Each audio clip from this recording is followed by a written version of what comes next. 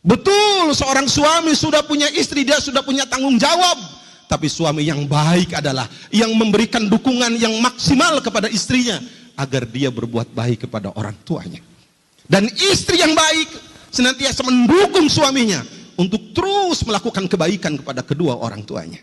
Tidak pernah ada perbedaan dalam Islam, baik itu orang tua ataupun mertua, sama hukumnya.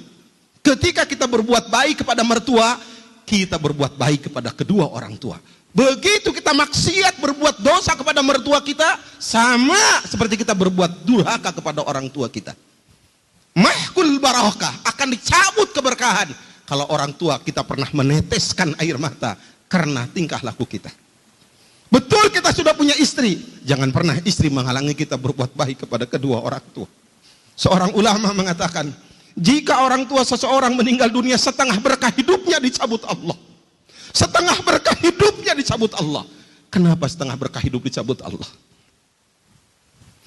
Di dunia ini tidak ada amal yang lebih baik dari berbuat baik ke orang tua.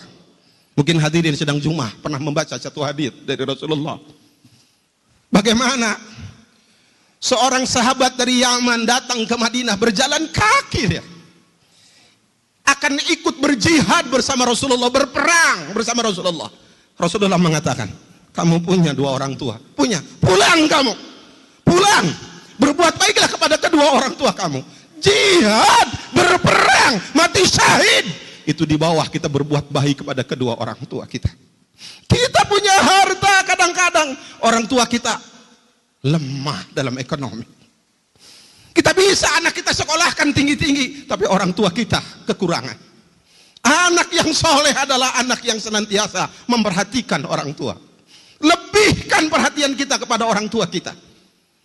Berikan perhatian maksimal kita kepada orang tua kita. Hidup kita akan berkah di dunia ini. Makanya kita harus sedih kalau ada anak SMA, anak SMP yang melawan orang tuanya.